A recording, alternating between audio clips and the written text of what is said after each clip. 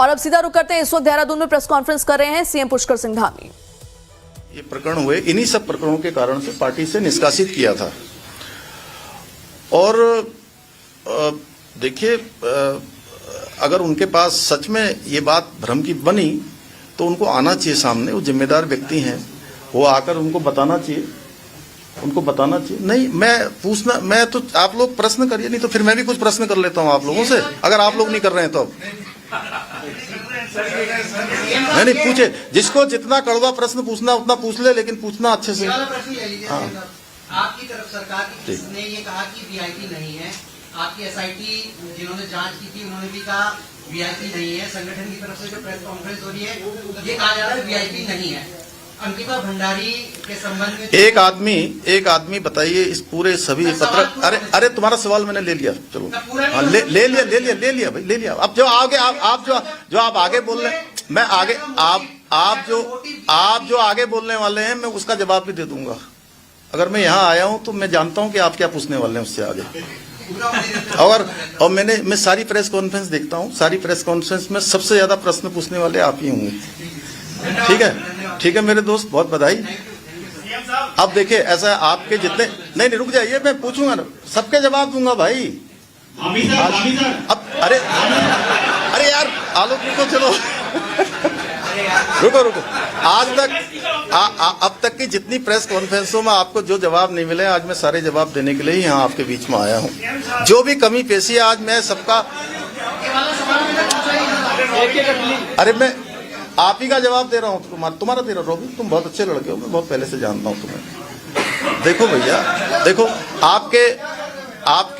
आपके सारे सवालों के जवाब ये पहले दिन से, जब से लिखा गया जो केस डायरी है, उस केस डायरी में ये जो आपने कहा ना, इसके सारे जवाब हाईकोर्ट में लगे हैं। और हाईकोर्ट ने और उन्होंने एसआईटी ने सारी चीजें हाईकोर्ट में जमा करी है, उसके बाद ही इसका निर्णय आया।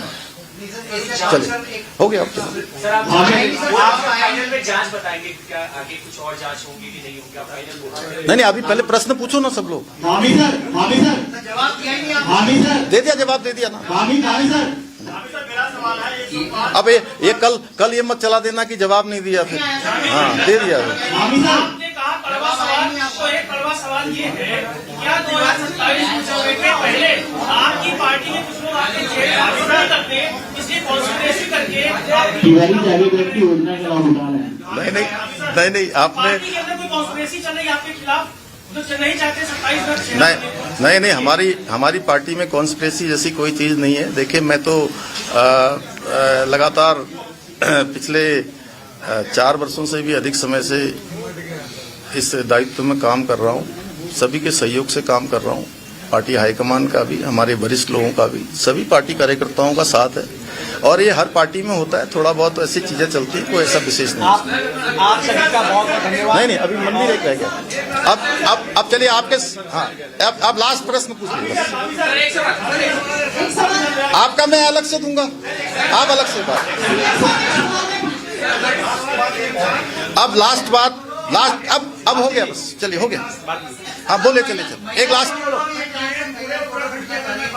भारती जी तो अलग से पूछ लेती हैं मुझसे, कोई दिक्कत नहीं। सुरेश राठौर और उर्मिला राठौर के चर्चे चल रहे हैं, पुलिस को दोनों को पकड़ने में इतना समय क्यों लग रहा है? क्यों आप उन्हें ये समय दे रहे हैं कि आप स्वेच्छा से आइए और हमें सबूत दीजिए, जबकि आप खुद कह रहे हैं कि माहौल प्रदेश का खराब हो रहा है? आपको तो उन्हें लेके आ जाना चाहिए था। क्या हम ये समझे कि सब मामलों में प्रक्रिया ऐसे ही रहेगी कानून की जैसे इनमें रखी गई है? आपको जानकारी है उनके बारे में, कहाँ है करके? सर मैं कानून रहा हूँ, तो आप भी मदद करिए ना हमारी। हम तो पकड़ ही रहे हैं उनको, हम पकड़ ही रहे हैं उनको। आप नहीं आप बताइए ना, पुलिस ढूंढ रही है ना, आपको पता है रोज उनके घर में नोटिस दे रही है, जगह जगह छापेमारी हो रही है, जगह जगह जा रही है, देश के अंदर उनके मोबाइल लोकेशन निकाली जा रही है। तो कहीं आपको भी जरूरत हो तो फिर बता दीजिए। तभी तो कह रहा हूँ, आप भी बता दीजिए कुछ हो तो। ये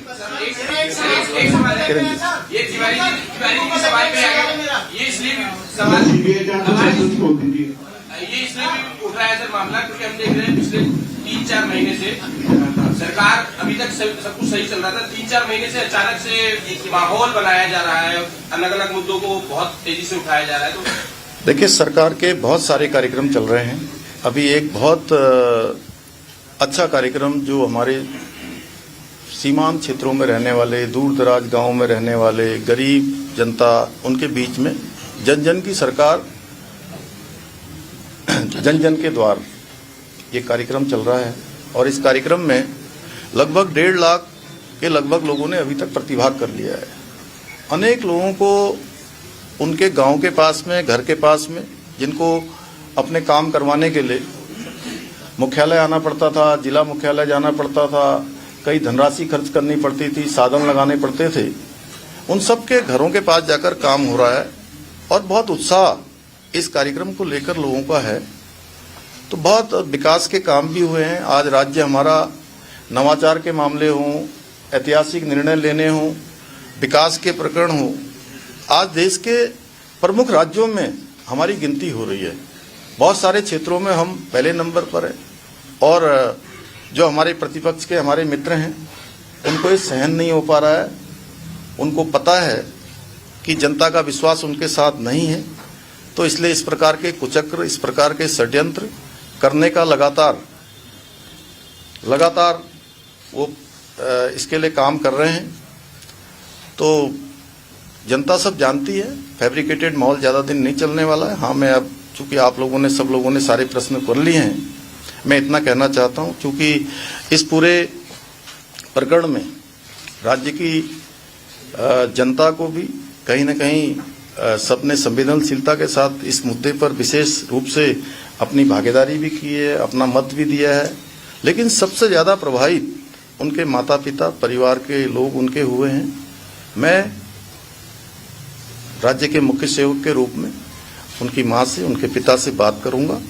बात करने के बाद कानूनी रूप से सभी चीज़ों का अध्ययन करने के बाद उनका जो भी हमारे लिए, जो भी वो अपनी बेटी के न्याय के लिए चाहते होंगे, हम उसको आगे बढ़ाएंगे।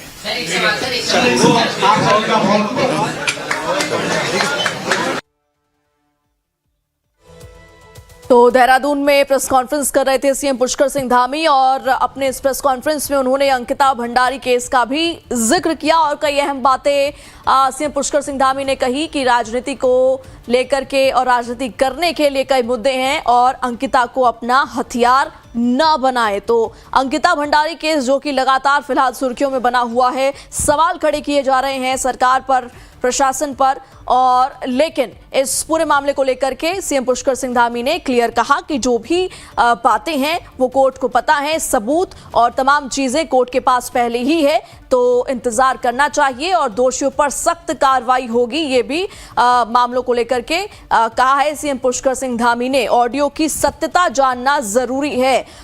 आपको बता दें कि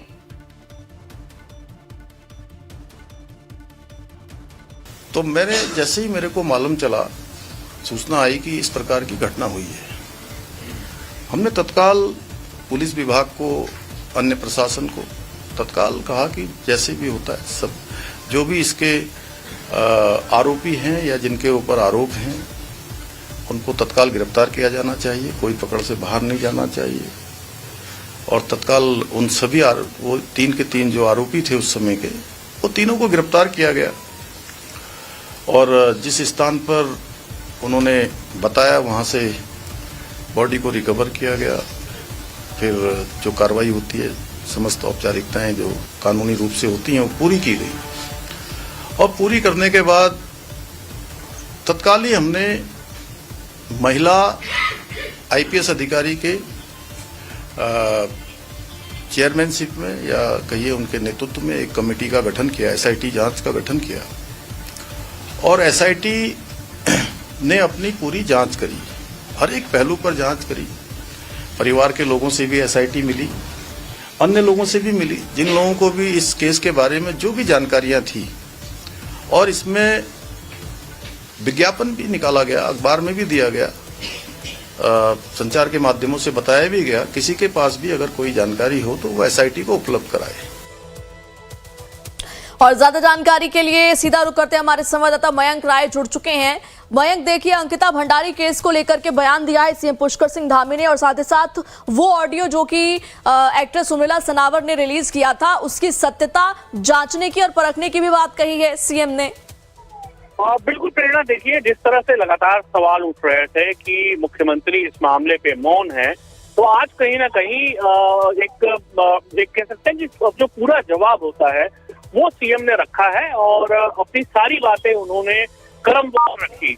और एक जो सबसे बड़ी बात उन्होंने कही कि वो आखिर में जो बात कही, उन्होंने ये कहा कि हम इस पूरे मामले को लेकर अंकिता भंडारी के माता और पिता से मिलेंगे, मैं पर्सनली उनसे बात करूंगा और मैं ये जानने की कोशिश करूंगा कि उनके परिवार के लोग क्या सोच रख रहे हैं। अगर वो किसी तरह की बड़ी जांच की मांग कर रहे हैं, जो सीबीआई जांच की मांग की बात बार बार उठ रही है, तो सरकार उससे भी पीछे नहीं हटेगी। कुल मिला के क्रमवार तरीके से ही सही, लेकिन सीएम ने सारे तथ्य रखे और जो बार बार जिस ऑडियो का जिक्र हो रहा है, सीएम ने कहा अगर ये ऑडियो सत्य है तो जांच में सहयोग करना चाहिए उर्मिला सनावर को, और सुरेश राठौर को भारतीय जनता पार्टी से निकाले हुए 1 साल का वक्त हो चुका है। वो भाजपा के अब नेता नहीं है, वो पूर्व नेता हैं और इसलिए जो मुकदमा दर्ज हुआ है उनको आके सामने अपनी बात रखनी चाहिए, क्योंकि जिस ऑडियो से पूरे प्रदेश का माहौल बिल्कुल बदल चुका है इस समय और तमाम जगह विरोध प्रदर्शन हो रहे हैं, उस ऑडियो की सत्यता क्या है और क्या वजह है कि गणेश गोदियाल जो कांग्रेस के प्रदेश अध्यक्ष हैं, वो प्रेस कॉन्फ्रेंस देहरादून करने की बजाय जो पहला ऑडियो रिलीज होता है वो सीधे दिल्ली चले जाते हैं, दिल्ली जाके प्रेस कॉन्फ्रेंस करते हैं। तो बहुत सारे जो सवाल उठ रहे थे उसका कहीं न कहीं आज सीएम ने जवाब देने की कोशिश बिल्कुल की है। ठीक है, मैं वापस लौटूंगी और भी जानकारी आपसे हासिल करेंगे। इसके अलावा इस प्रेस कॉन्फ्रेंस में सीएम पुष्कर सिंह धामी ने और क्या कुछ अहम बातें कही हैं, सुनवाते हैं आपको।